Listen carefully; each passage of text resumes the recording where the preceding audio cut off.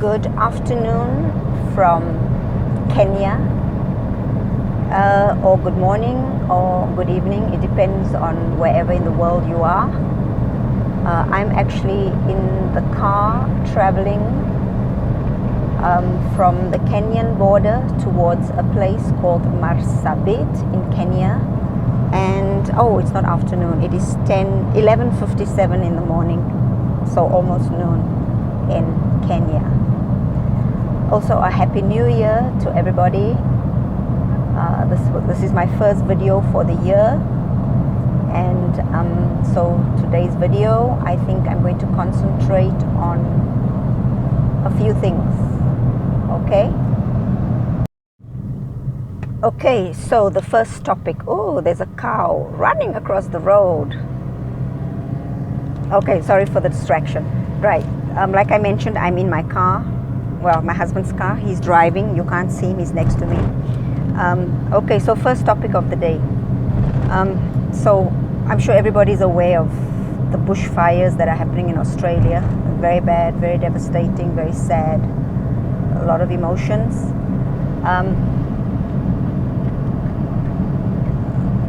So I was watching one of the videos that they made, and it was of these people on the beach, and it's just red. I mean, the fires are off in a distance, but the whole atmosphere is just totally red. And it just made me think about something from the Bible.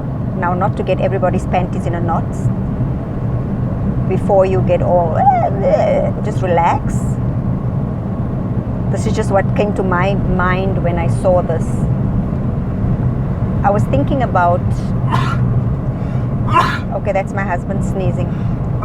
Oops, bless you. I was thinking about like the flood, the whole flood situation. And okay, with the flood is that God, who according to biblical scripture is the Almighty. So you can Google what Almighty means, because I didn't do that. I was a bit lazy. Not lazy, I didn't have internet to Google it. Anyway, Almighty, which means omniscient, omnipresent, omnipotent, all-knowing, everywhere, and Almighty. Okay, so God sent a warning to the people that if they don't stop with their evil ways, a disaster is going to come. And he used Noah, who, of all the people in that area, was the only good guy, the only one that was following God's principles. So if you put that in secular terms, it just means, well, to me, okay, that God in secular terms is actually the highest ideal, the highest moral or value system that there is. So whatever you perceive as the highest morals and values, the highest ideals, that is God, okay? So we have all these highest morals and values, and then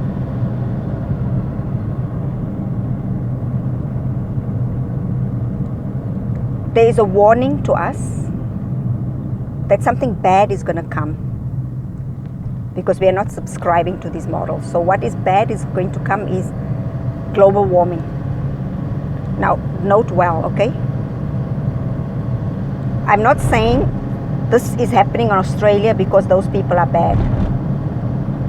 I'm just saying, when I saw the color of the sky, I was thinking about fire and how the world is going to end, like it says in the Bible.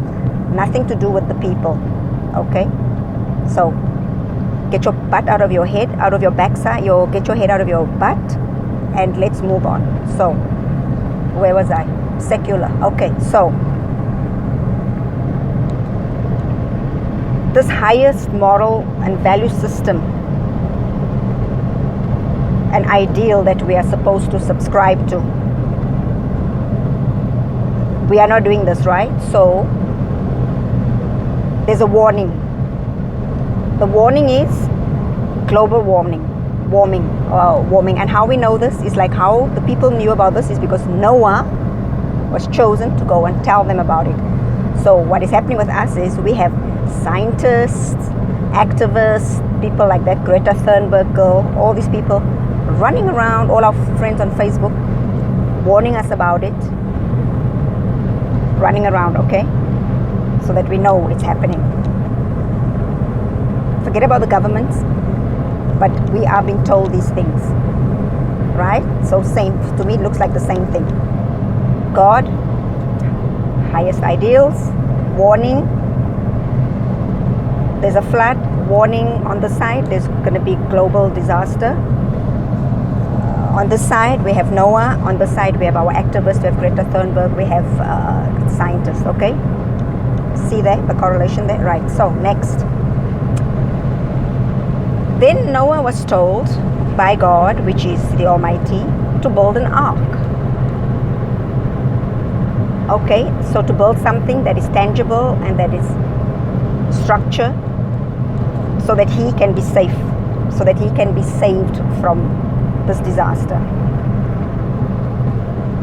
On the secular side, remember the side is the biblical side, the side is the secular side. On the secular side, we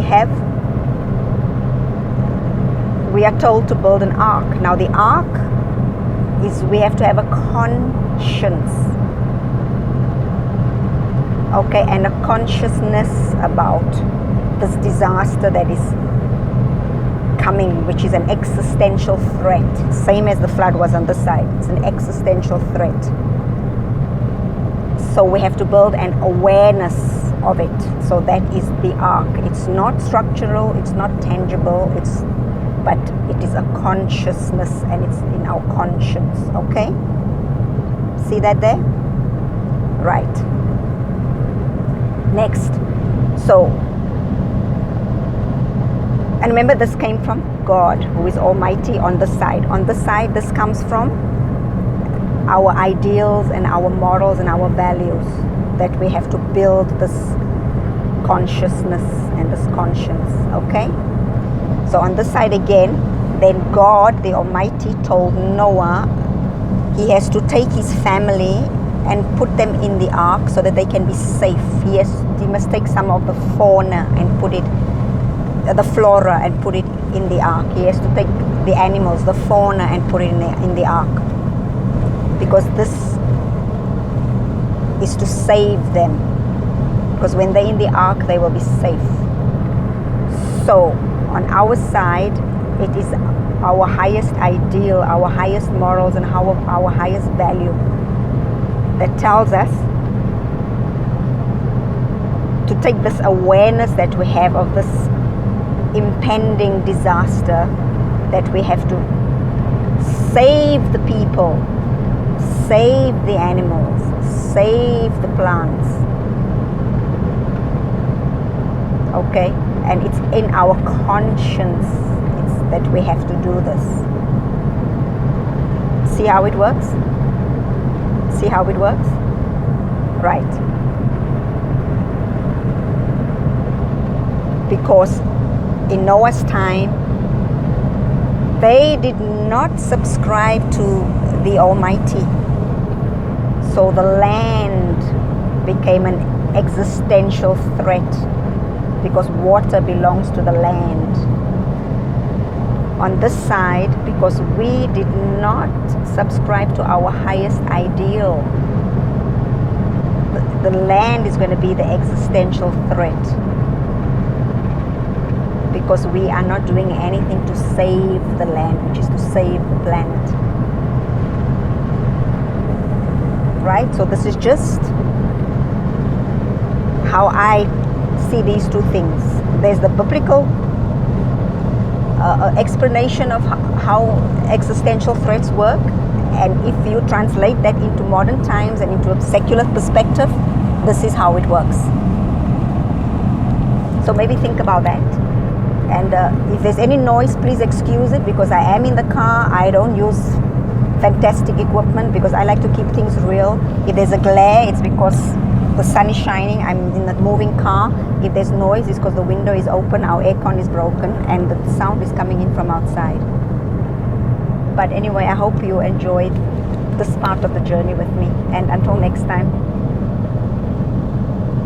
let's save the planet.